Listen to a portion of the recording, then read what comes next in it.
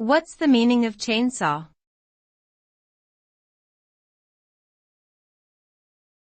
Chainsaw.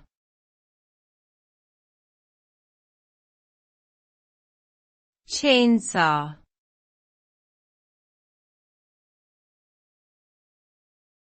Chainsaw.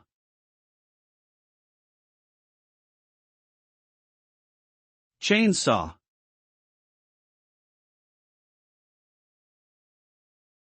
A chainsaw is a mechanical saw that has a set of teeth attached to a rotating chain, which runs along a guide bar. It is commonly used for cutting trees and pruning branches, as well as for harvesting timber and shaping wood. The sharp teeth of the chainsaw make quick work of cutting through wood, with the ability to cut through thick limbs and logs in a matter of seconds. It is a powerful tool that requires proper training and safety precautions to operate.